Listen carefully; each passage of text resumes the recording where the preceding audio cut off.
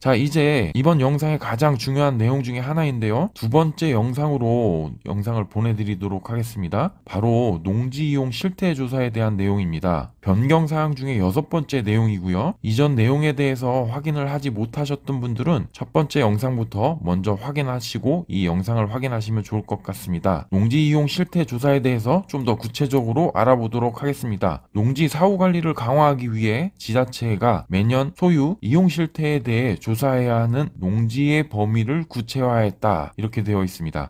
이에 따르면 5년 이내의 범위에서 농식품부 장관이 고시하는 기간 내에 농지 취득 자격증명이 발급된 농지, 그리고 농지 소재지, 시, 군, 자치구 또는 이와 연접한 자치구에 주소를 두지 아니한 사람이 취득한 농지, 또 한 필지를 공유로 취득한 농지, 농업 법인 소유 농지, 토지거래 허가 구역이 있는 농지, 외국 국적 동포가 소유한 농지, 이렇게는 매년 1회 이상 조사하며 조사 결과는 농식품부 누리집에 공개할 수 있도록 하였다. 이렇게 되어 있습니다. 가장 중요한 것은 마지막에 매년 1회 이상 조사가 된다는 것입니다. 또 그 경우를 5년 이내에 농취증이 발급된 농지와 해당 농지에 주소를 두지 않은 사람이 취득한 농지, 5년 이내 공유로 취득한 경우 매년 조사가 된다는 것인데요. 저희처럼 주말 농장을 운영하고자 하시는 분들은 이 점 꼭 확인하셔야겠습니다. 앞으로 최대 5년 동안은 농지 이용 실태 조사가 매년 나올 수 있다고 보시면 될 것 같습니다. 저희도 토지를 매입한 지 만 2년이 되어 가는데 앞으로 3년은 조사를 받을 수가 있을 수도 있을 것 같습니다. 물론 꼭 5년이 되는 건 아닙니다. 그렇지만 최대 5년까지 받을 수 있다라고 생각을 하시면 좋을 것 같습니다. 마지막으로 언급된 내용도 중요한 부분인데요. 이외에 올해 8월 18일부터는 지자체 담당자가 단독으로 농지 취득 자격 심사를 하는 체계를 보완하기 위해서 시, 구, 읍,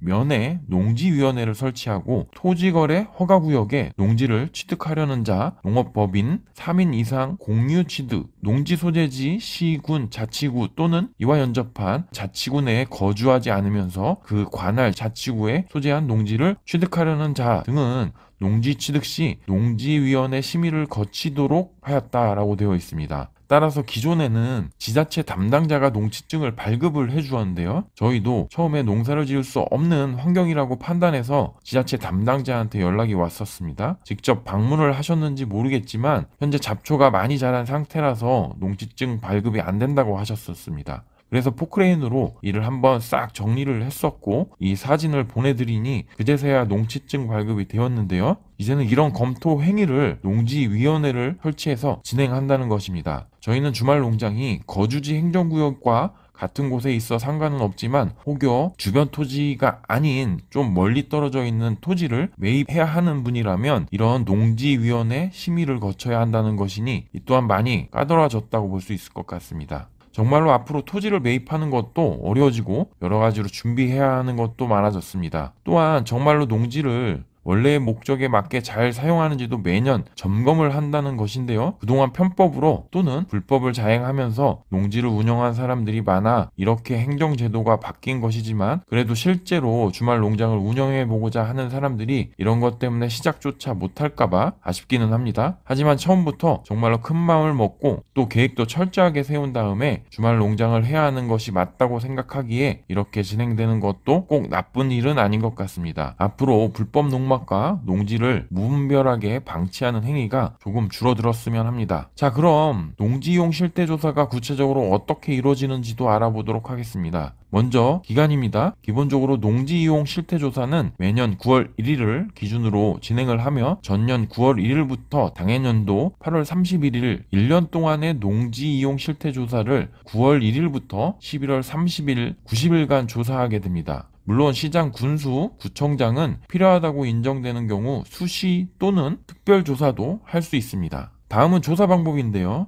현장 조사를 원칙으로 하고 필요에 따라서 관련 공부를 확인하기도 하는데요. 실무적으로 보면 최근 농지 취득 자격증명 발급 대상자, 최근 3년간 신규 취득한 농지가 있는 농업법인은 전수조사 대상으로 농지대장 및 직불금 지급 대상자 명단 등을 참고해서 조사 리스트를 작성한 후 농지 이용 실태나 농업경영계획서 이행을 제대로 하고 있는지 조사를 하게 됩니다. 즉 실제 현장에 방문한다고 볼 수 있는데요. 기존에는 인력이 없어서 이런 부분이 이루어지지 않았지만 최근 이렇게 구체화된 조사를 위해서 각 지자체별로 조사원의 채용 공고를 확인할 수 있습니다. 앞서 말씀드린 기간에 비슷한 일정으로 채용 공고가 이루어지고 있음을 알 수 있는데요. 즉 앞으로 직접 현장 조사를 나간다라고 보시면 될 것 같습니다. 다음은 이렇게 조사가 된 후 어떤 농지가 처분 명령이 이루어지는지에 대해서도 말씀드리도록 하겠습니다. 첫 번째, 정당한 사유 없이 자기 농업 경영에 이용하지 않았다고 시장, 군수, 구청장이 인정한 농지입니다. 예를 들어 농지 소유 자격이 없는 사람이 소유한 농지나 임대 자격이 없는 사람이 불법으로 임대하는지 불법 위탁 경영한 농지 등이 처분 대상 농지라는 이야기입니다. 두 번째, 처분 대상 농지를 보면 농지 전용자가 목적 사업에 착수하지 않은 농지입니다. 농지 전용 목적으로 농지를 취득한 자가 농지를 취득한 날로부터 2년이 경과하도록 전용 목적 사업에 착수하지 아니한 농지는 처분해야 한다는 이야기입니다. 저희 채널을 시청하는 분은 보통 주말 농장 또는 농막을 놓기 위한 분이기 때문에 전용과는 상관없을 수도 있겠네요. 다음은 농지 소유 상한 농지인데요. 즉 너무 많이 소유를 한 경우를 말하는데요. 자기 농업 경영에 이용하지 않는 상속 농지나 이농 농지는 1만 제곱미터 즉 3,000평까지 소유할 수 있고 주말 체험 영농 목적의 농지는 세대원 합산으로 1,000제곱미터 약 300평 미만까지 소유할 수 있습니다. 이런 면적을 초과해서 소유한 농지도 적발되면 처분해야 한다는 이야기입니다. 주말 체험 영농은 세대원 합산이라는 거 꼭 확인하시면 좋을 것 같습니다. 다음은 농지 취득 자격증명 부정 발급 농지인데요. 여기서 우리가 눈여겨봐야 될 부분은 농지 취득 자격증명을 발급받는다고 하더라도 법원의 판결이나 검사의 처분으로 거짓 또는 부정한 방법으로 농취증을 발급받아 소유했다고 판명되는 농지만 처분 의무 대상 농지라는 이야기입니다. 다음은 주말 체험 영농 및 농업계획서 불이행 농지입니다. 앞서 농취증을 발급받을 때 영농계획서를 쓴다고 말씀드렸습니다. 여기에 나와 있는 것처럼 농사를 짓지 않는 토지의 경우가 해당되는데요. 예전에는 주말 체험 영농에 대해서 영농계획서를 쓰지 않는다고 말씀드렸습니다. 하지만 이제는 써야 합니다. 따라서 영농계획서를 작성 시에도 꼭 자신이 농사를 어떻게 지을 것인지에 대해서 미리 사전에 준비를 해두는 것도 향후 농지 이용 실태 조사에서 이러한 처분 명령이 주어지지 않는 하나의 방법일 수 있을 것 같습니다.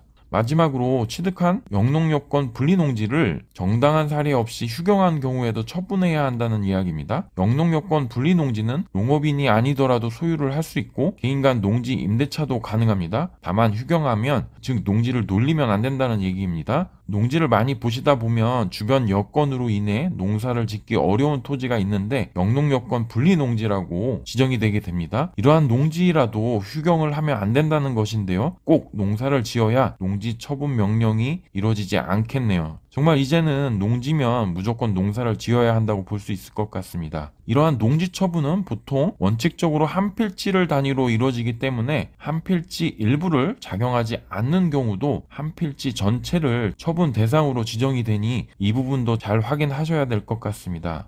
다음은 처분 대상 농지의 결정인데요. 농지 처분 절차를 살펴보도록 하겠습니다. 먼저 농지 이용 실태 조사 후 처분 대상 농지 및 그 소유자에 관한 사항을 검토한 후 시장, 군수, 구청장은 처분 대상 농지를 결정합니다. 일단 농지 이용 실태 조사에서 처분 대상 농지로 분류하게 되면 시장, 군수, 구청장은 처분 대상 농지를 결정하고자 하기 전에 농지법 55조에 따라 처분 대상 농지, 처분 의무 기간 등을 구체적으로 밝혀 그 농지를 처분해야 함을 알리는 청문 절차를 반드시 거쳐야 합니다. 농지법 개정 이전에는 사실상 청문 절차에 참여해서 작용하겠다고 하면 처분은 보통 유예가 되는 게 많았는데요. 개정 농지법 이후에는 이것 또한 쉽지 않아 보입니다.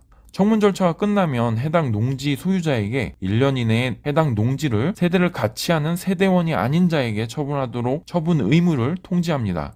처분 의무를 통지받고 처분 의무 기간 내에 대상 농지를 처분하지 아니한 농지 소유자가 그 농지를 자기 농업 경영에 이용하는 경우에는 3년간 처분 의무 명령을 유예할 수 있습니다. 처분 의무 유예 관련 법조문을 살펴보도록 하겠습니다. 처분 의무 명령의 유예는 농지법 12조에서 규정하고 있습니다. 여기에서 한 번 더 작용의 위력을 알 수 있는데요. 스스로 농사를 짓는 토지에 대해서는 한 번 더 지자체장이 3년 동안 처분을 유예해 줄 수 있도록 규정하고 있는 것입니다.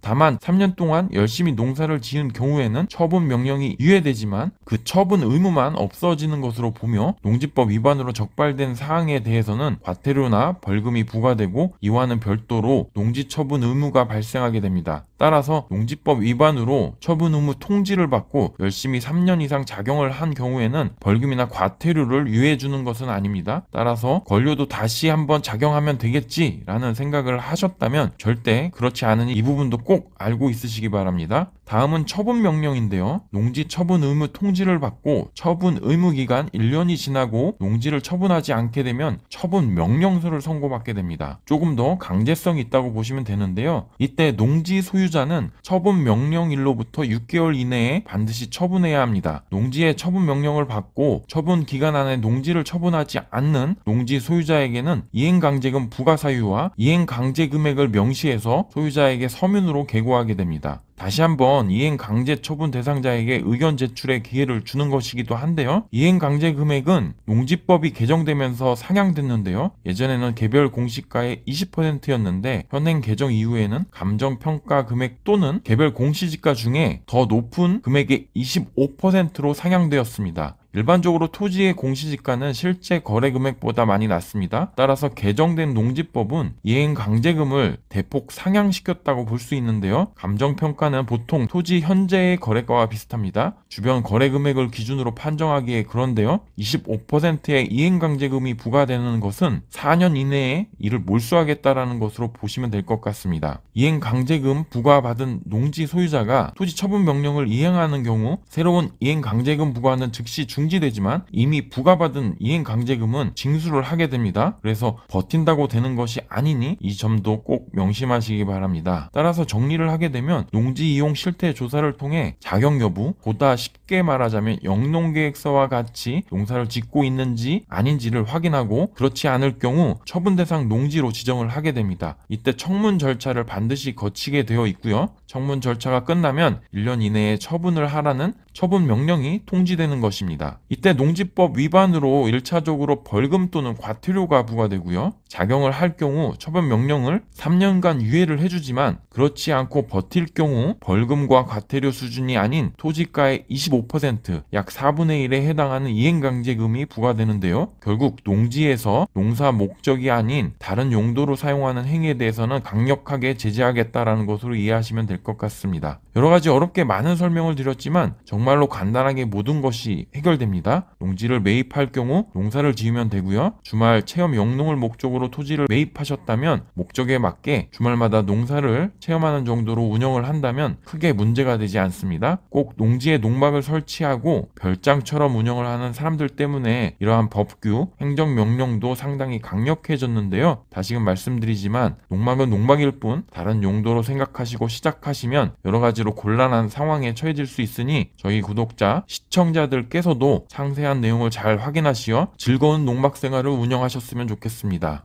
오늘은 이렇게 영상을 마치도록 하겠습니다. 오늘 영상이 도움이 되셨다면 좋아요 꾹 눌러주시고요. 앞으로 영상 정보 지속적으로 시청하고 싶으시다면 구독 버튼도 꾹 눌러주시면 감사하겠습니다. 이상으로 주말에 가는 집이었습니다. 감사합니다.